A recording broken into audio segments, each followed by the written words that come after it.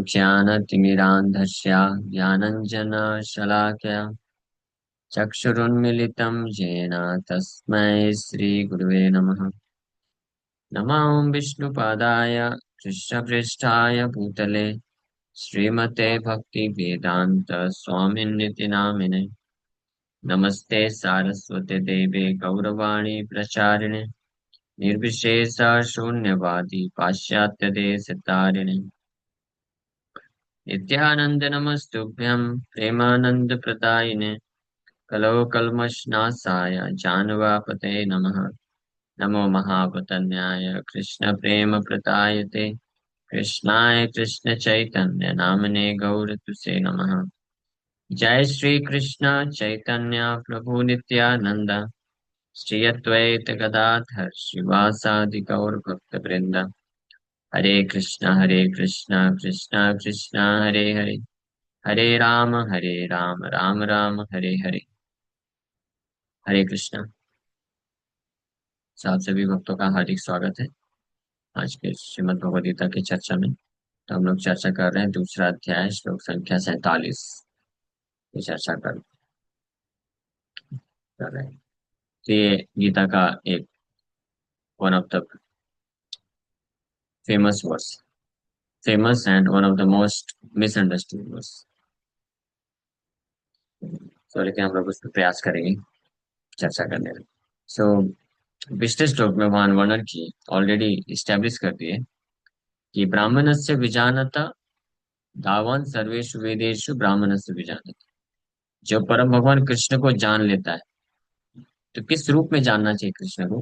कि कृष्ण परम स्वामी है, कृष्ण परम भोक्ता है, कृष्ण ही सब प्रकार के कार्य करते हैं, उनके ही नियंत्रण में सब कुछ होता है। ये जो जानता है उसके सारे वैदिक शास्त्रों का अध्ययन संपन्न हो गया, पूर्ण हो गया, वो सब कुछ जानता है। अब भगवान इस श्लोक में आगे वर्णन कर रहे हैं कि ये कर्मण्येवाधिकारस्ते मा फलेषु कदाचन मा कर्म फल हेतुर्भुः मा ते संगोऽस्तु अकर्मणि। You have a right to perform your prescribed duty, but you are not entitled to the fruits of action. Never consider yourself the cause of the results of your activities and never be attached to not doing your duty. तो भगवान इसमें चार चीजें वर्णन कर रहे हैं। पहला है कर्मणि एव अधिकार अस्ति, कि हमको भगवान कर्म करने का अधिकार देते हैं। कर्म मतलब होता है प्रिस्क्राइब ड्यूटीज। प्रिस्क्राइब ड्यूटीज का अर्थ होता है शास्त्र के जो कार्य, शास्त्र सम्मत जो कर्तव्य है, उनको कर्म बोलते हैं, prescribe duties. And best of all karma is to fully work for Krishna satisfaction. Krishna के संतुष्टि के लिए जो कार्य करता है वो बेस्ट कर्म योगी, वो बेस्ट ज्ञान योगी भी। क्योंकि ज्ञान का अर्थ होता है ज्ञान, ये समझना कि हम कौन है, हमारी वास्तविक स्थिति, वास्तविक पहचान कृष्ण के दास के रूप में हमारी है। तो जो कृष्ण के लिए ही कार्य करता है उनके संतुष्टि के लिए, तो ऑलरेडी वो बेस्ट ज्ञान योगी होगी और बेस्ट ध्यान योगी भी है। क्योंकि ध्यान का अर्थ होता है ध्यान अवस्थित तद्गतेन मनसा पश्यन्ति यम योगिना। ध्यान की अवस्था में वो भगवान के ऊपर मेडिटेट करता है, लेकिन जो कार्य ही कर रहा है भगवान के संतुष्टि के लिए, तो उसका मेडिटेशन ऑलरेडी उधर है। तो बेस्ट ध्यान योगी है। इसलिए जो भक्ति योगी होता है, शुद्ध भक्त होता है, बेस्ट कर्म योगी, बेस्ट ज्ञान yogi, best dhyan yogi, best of all category of. Anyway, यहाँ पे भगवान बोल रहे हैं कि आपको कर्म या कर्तव्य करने का अधिकार दिया गया है। यानी हमारे पास ये सुअवसर भगवान प्रदान कर रहे हैं, ये हमको नहीं भूलना चाहिए, हमको ध्यान रखना चाहिए कि जब हमको कर्म करने का अधिकार दिया जा रहा है तो इसके माध्यम से हम स्वतंत्र रूप से, हम स्वतंत्र नहीं है, वो कर्म हमारा नहीं है। हम ये क्लेम नहीं कर सकते कि वो मेरा कार्य है। हमको अधिकार दिया जा रहा है शास्त्र उचित कर्तव्य का पालन करके अपने आप को भवबंधन से मुक्त कराने के लिए ये अधिकार दिया जा रहा है, मतलब भगवान दे रहे हैं। लेकिन दूसरी बात, मा फलेषु कदाचन but you are not entitled to the fruits of action. कर्मणि एव अधिकार आपको अधिकार कर्तव्य करने के लिए दिया जा रहा है, लेकिन उस कर्तव्य को करने से जो फल आ रहा है उस पे आपका अधिकार नहीं। माँ फलेषु कदाचन, मतलब उस पे अधिकार नहीं है। और दूसरा, वो जो कर्म करने से जो फल आ रहा है वो आपने कार्य किया इसके लिए फल आ रहा है, ऐसा भी नहीं सोचना चाहिए। कार्य उस कर्तव्य को करने से फल आ रहा है, ये बात सही है ना। वो कर्तव्य नहीं करेगा तो फल नहीं आएगा, बट वो कर्तव्य को करने से वो फल का निर्माण हुआ है, ऐसा सोचना गलत है। वो कर्तव्य को करने से भगवान जो है कृपा करके वो फल प्रदान करने के लिए तैयार होते हैं। कल हम लोग एक एग्जाम्पल चर्चा की कि केवल कोई व्यक्ति धरती में अनाज डाल देता है और खेत जोतता है, अनाज डाल देता है, इसके कारण अनाज की उत्पत्ति होती है, ऐसा सोचना गलत है। बारिश हुई, पहली बात तो बारिश होती है, हम बारिश पे निर्भर है, पानी पे निर्भर है, बारिश पे निर्भर है। वो एक अपने आप में एक निर्भरता हो गई भगवान के ऊपर। लेकिन बारिश हो गई, हमने हल जोत दिया, बीज भी डाल दिया, सब जो प्रोसेस है हमने फॉलो कर लिया, उसके कारण उसमें से अनाज निकला।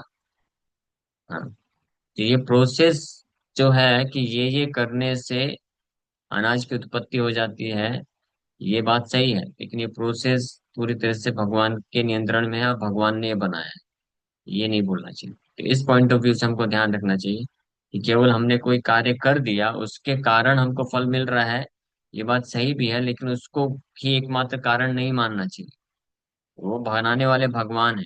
इट्स लाइक मेरे पास मान लीजिए 500 रुपए का नोट है, तो 500 रुपए को दे करके मैं कुछ प्रोडक्ट प्राप्त कर रहा हूँ, ये सही भी है लेकिन गलत भी है ना। 500 रुपए दे करके वर्थ 500 रुपए का कुछ प्रोडक्ट है, वो मैंने प्राप्त कर लिया, तो 500 रुपए देने से ही प्राप्त किया, लेकिन 500 रुपए देने से ही मिल रहा है ऐसा नहीं सोचना चाहिए। कल को अगर सरकार जैसे नोट को वो कर देती है, रिजेक्ट कर देती है, जैसे एक बार हुआ था ना, नोटबंदी बंद कर दिया था, 500 के नोट, 1000 के नोट बंद कर दिया, तो वो सारे लोगों के पास गड्डी गड्डी पड़ी रह गई, कुछ नहीं कर सकते उसका। तो वो जो ऑथराइजेशन है, ये 500 रुपए का नोट के द्वारा आप ये प्रोडक्ट खरीद सकते हैं, वो सरकार उसको ऑथराइज करती है, वो पावर देती है, सैंक्शन करती है, तब हम ले सकते हैं। अगर वो सरकार उस सैंक्शन को खींच लेगी, वो पावर को खींच लेगी, तो आप वो 500 का क्या हजारों गड्डी भी दे देंगे तब भी आपको कुछ नहीं मिलेगा। हाँ, ये एग्जाम्पल से हमको समझना चाहिए। उसी प्रकार से भौतिक ये कर्तव्य, शास्त्र के द्वारा भी कर्तव्य को करने से जो हमको फल मिलता है वो भगवान से स्वतंत्र नहीं। अगर भगवान से स्वतंत्र कोई समझता है तो उसको कर्म मीमांसा फिलॉसफी बोलते हैं, जो कि गलत फिलॉसफी है। इसको कर्म मीमांसा बोला जाता है कि कार्य करने से फल तो मिलना ही है। ये है बात सत्य है कि अगर किसी ने कुछ कर्म किया है तो उसके अनुसार उसको फल मिलेगा ही मिलेगा, इसलिए कर्म फल होता है ना। कर्म इज वेरी पावरफुल, कोई इसको टाल नहीं सकता। लेकिन ये सोचना गलत है कि कर्म करने से ही फल जनरेट हो रहा है। तो भगवान जब तक सैंक्शन कर रहे हैं उनके कंट्रोल में, उन्होंने ये कृपा किया है। तो कुल मिला के ये समझाने का मेरा प्रयास ये है, हम ये वर्णन करना चाहते हैं कि भगवान की कृपा पे हम निर्भर हैं, ये पूरी तरीके से 100%। तो कर्म निवेदिकार श्लोक को जो गलत समझते हैं, बोलते हैं कि गीता में भगवान बोला कार्य करते जा बस, तो हम कर्म योगी हैं, कार्य कर रहे हैं, फल हमको मिलेगा ही मिलेगा। इसमें ये जो कर्ता अहम का भाव आता है, इसलिए भगवान अन्यत्र ये वर्णन किए कि प्रकृति क्रियमाणानि गुण कर्माणि सर्वसा अहंकार विमूढ़ा विमूढ़ात्मा कर्ता हम इति मन्यते। अहंकार विमूढ़ात्मा जो व्यक्ति होता है अपने आप को कर्ता समझता है। We are not the doers, we are not the doer के पीछे यही अर्थ है कि जो हम कर्म करते हैं, कर्तव्य करते हैं, वो भगवान की कृपा से हमको अधिकार दिया जाता है उस कार्य को करने के लिए, और उसको करने के पश्चात भगवान ही पूर्ण रूप से कृपा करके फल दे रहे हैं, इसलिए हम करता नहीं है, हालांकि कर हम ही रहे हैं। और इसमें भी वास्तव में जीवात्मा नहीं कर रहा है, प्रकृति के 3 गुण जो है उसको सहायक बनते हैं। ये शरीर प्रकृति से मिलता है, बुद्धि है, इंटेलिजेंस है, रिमेम्बरेंस है, तो भगवान परमात्मा के रूप में देते हैं, फैसिलिटी प्रकृति देती है। तो हर परिस्थिति में इसका मतलब क्या है, हम प्रकृति के थ्रू या डायरेक्टली भी भगवान और ये सब अरेंजमेंट भगवान करते हैं, तो हम पूर्ण रूप से उस पर निर्भर होते हैं। तो इसलिए जो भगवत भक्त होता है वो कभी भी अपने कार्य को करने के फल को कभी वो अपना नहीं मानता है। इसलिए उसके लिए इजी हो जाता है उस फल को समर्पण करना। लेकिन जो जितनी मात्रा में इस कर्ताहम के भाव में होता है, अपने आप को कर्ता समझता है, यानी मैंने कार्य किया है तो वो ये मेरा फल है, जितनी मात्रा में विमूढ़ आत्मा इसको बोलते हैं कि सोचता है कि आई एम द डूअर, उतनी मात्रा में उसको अपने द्वारा किए हुए कार्य को करने का जो फल है उसको भगवान को समर्पण करने में उसको परेशानी हो जाएगी। लेकिन जो जितनी मात्रा में इस भगवत ज्ञान में स्थित होता है कि कर्तव्य कुछ कार्य को करने का अधिकार भी भगवान से मिला है उनकी कृपा से, और उस कार्य को करने के पश्चात जो फल मिला है वो भी भगवान की कृपा से मिला पूर्ण रूप से। इसलिए भगवान के लिए होना चाहिए। हाँ, कार्य को करने का जो अवसर है वो भी भगवान ही दे रहे हैं अधिकार, तो इसलिए वो कार्य भी भगवान के लिए करना चाहिए। और उसका जो फल है वो भी भगवान की कृपा से मिल रहा है, इसलिए उस फल भी उस भगवान को ही देना चाहिए। अब प्रश्न ये उठता है कि भगवान ये अधिकार दे क्यों रहे हैं अनेकों अनेकों प्रकार के कार्य को कर्तव्य को करने का, और उसके फलस्वरूप उस कर्तव्य को या कर्म को करने के पश्चात जो फल मिलता है वो भगवान क्यों दे रहे हैं, जब हमारे कंट्रोल में नहीं है या हम नहीं कर सकते या हमारे ऊपर कृपा की गई है, तो भगवान क्यों कर रहे हैं, क्यों दे रहे हैं ऐसे फल क्यों दे रहे हैं? जब भगवान बोल रहे हैं कि you are not entitled for the fruits, आप फल के लिए आप फल ने क्लेम नहीं कर सकते हो कि ये जो फल है, परिणाम है, ये मेरा है करके ऐसा क्लेम कोई कर नहीं सकता है। तो जब आप उसको फल को क्लेम नहीं कर सकते हो, आपको भगवान को ही अर्पण करना है, तो भगवान ने दिया क्यों? अपने आप को ही जब दिलाना है वापस से, तो हमको क्यों दे रहा है? इसके पीछे बहुत बड़ा रहस्य है, ये समझना चाहिए। इसको अगर कोई समझ जाएगा तो बड़े कृतज्ञता के भाव से वो अपने जीवन को पूर्ण रूप से भगवान को समर्पण कर सकता है और भगवान के लिए ही कार्य करना चालू कर सकता है, और जो भी फल मिलेगा उसको भगवान को अर्पण करना चालू कर सकता है। मेरे ख्याल से आपको ये मेरा प्रश्न समझ में आया होगा। तो आप इसको ही बता सकते हैं क्या कारण है? जितने भी हमको अपॉर्चुनिटी देते हैं भगवान कर्म करने के लिए, कर्तव्य कुछ ना कुछ पालन करने के लिए, फिर उसके बाद फल देते हैं, तो उसके पीछे एक ही मात्र उद्देश्य है। भगवान चाहते हैं कि हम लविंग ट्रांजैक्शंस करें उनके साथ, प्रेम में आदान प्रदान करें, जिसको भक्ति बोला जाता है या सेवा बोला जाता है। और वो प्रेम में आदान प्रदान करने से हम भगवान के प्रति प्रेम को विकसित कर सकते हैं, तब हम उनके दिव्य धाम को प्राप्त कर सकते हैं। इस उद्देश्य से भगवान ने सब पूरा, क्या बोलते हैं, इतना कॉम्प्लेक्स मटेरियल वर्ल्ड बनाया है, भौतिक सृष्टि बनाई है, और इतने सारे अनेकों प्रकार के वैदिक शास्त्र में यज्ञ अनुष्ठान व्रत इत्यादि सब ये मूलभूत उद्देश्य है, वेदेश्य। और जैसा अनुपम प्रभु बता रहे थे, जो फर्स्ट स्टेप है, भगवान गीता के 15वें अध्याय के 15 नंबर श्लोक में बोलते हैं, वेदेश्य सर्वेर अहम एव वेद्यो, कि जितने भी प्रकार के कर्म कर्तव्य को भगवान दे रहे हैं और उसके द्वारा जो फल मिल रहा है, उसके पीछे भगवान आप जीवात्मा को प्रेरित करना चाहते हैं कि वो परम भगवान कृष्ण को जाने।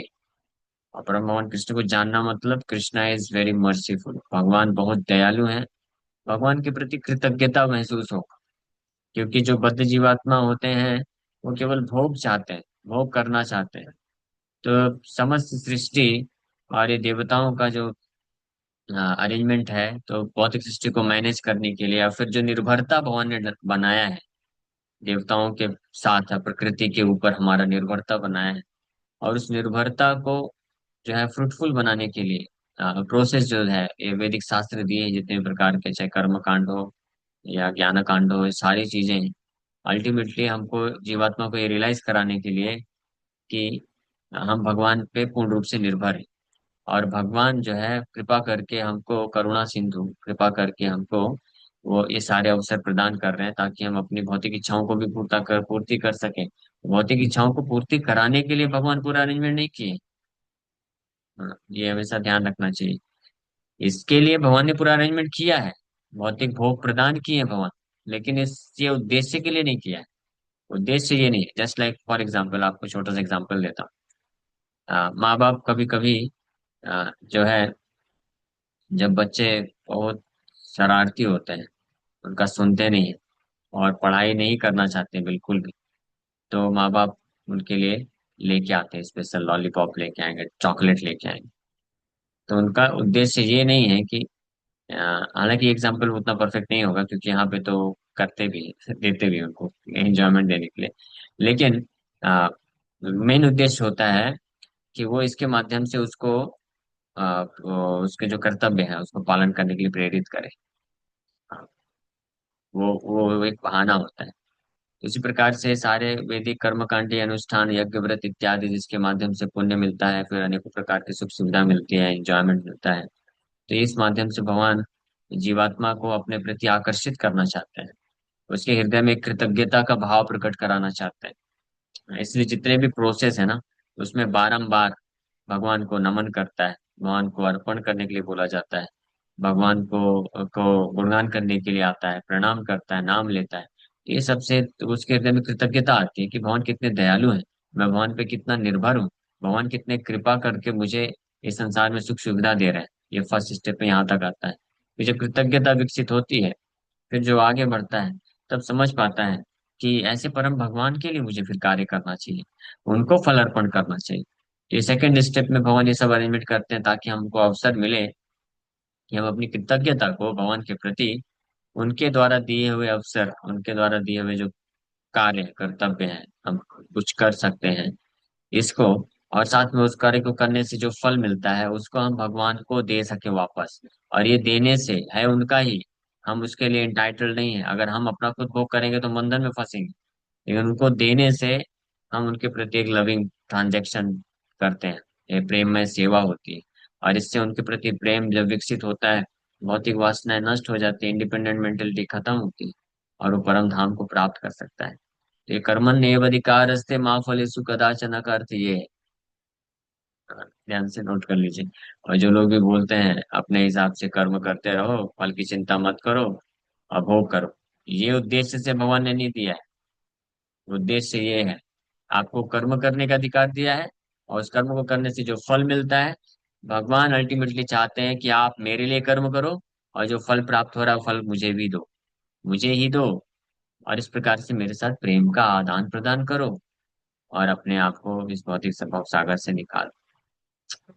तो हमने आज केवल ये श्लोक का 2 लाइन चर्चा किया, कल और 2 लाइन चर्चा करके आगे बढ़ेंगे। Thank you very much. किसी वक्त का प्रश्न है तो पूछ सकते हैं। अटैचमेंट हो जाती है। जो अटैचमेंट हो जाती है ना, उसकी वजह से ही जो सारी प्रॉब्लम होती है, क्योंकि वो फल तो दे रहे भगवान आपके अच्छे कर्म से, कि भी फल आप लो उस चीज को, लेकिन हाँ, वो अहंकार में बदल जाता है वो धीरे धीरे ना, कि वो उसे ये लगता है कि मैं कमा रहा हूँ, मैं कर रहा हूँ, तो वो लविंग वो भी नहीं बन ट्रांजेक्शन पाता नहीं हो है। पाती। हाँ, हाँ। इसी के लिए भगवान ने हाँ गुरु साधु शास्त्र भी दिए साथ जी। में, ताकि उनकी मदद से हम समझ भी पाए कि इसका उद्देश्य क्या है। जस्ट क्योंकि लाइक माँ बहुत होती सारे है। लोग होते हैं ना प्रभु जी, जैसे बहुत सारे लोग होते हैं, लेकिन जो भक्ति में आते हैं, जो शास्त्र पढ़ते हैं, जो शास्त्रों के नियम को पालन करते हैं गुरु परंपरा से, तो वही लोग इस चीज को फॉलो कर पाते हैं। नहीं तो ज्यादातर मैं करता हूँ, मैं करती हूँ, मैं हाँ, ये करती हूँ, हाँ, सही बात। मतलब ये वाले भाव जो आते हैं ना, उसी से वो बंधन में फंसते चले जाते हैं। फंसते चले जाते हैं, इसलिए जितने बंधन में फंसते हैं, तो ये भौतिक जगत ऐसे डिजाइन ही है कि व्यक्ति जी। अगर गुरु साधु शास्त्र के अगेंस्ट जाके कार्य करेगा तो फंसता जाएगा, फिर अल्टीमेटली घूम के उसको आना ही पड़ेगा। तो हम्म। फिर वो सीखेगा कि हाँ, नहीं नहीं, इस उद्देश्य से करना है मुझे, तो फिर आगे बढ़ता है, प्रगति करता है। हाँ। Krishna has made this world perfectly imperfect. एक से बता रहे, परफेक्ट क्रिएशन है, परफेक्ट तरीके से इम्परफेक्ट बनाया है। मतलब आप अगर ये जो मेन उद्देश्य है जो कृष्ण का, ये जगत को बनाने का, अगर उसके विपरीत कार्य करेंगे तो निश्चित रूप में दुखी ही रहने वाले हैं। तो ये जो है प्रकृति सृष्टि के नियम के अनुसार ही वो ही विल बी फोर्स्ड कि वो आएगा, सृष्टि की तरफ अलाइन होना ही पड़ेगा उसको, otherwise there is no happiness, प्राप्त नहीं कर सकते। पूरा अरेंजमेंट इस तरह से बनाया गया। भगवान की, इसको बोलते हैं भगवान की कॉजलेस मर्सी, ये भगवान की अहेतु की कृपा है। जीवात्माओं के प्रति। Okay, Hare Krishna, thank you very much.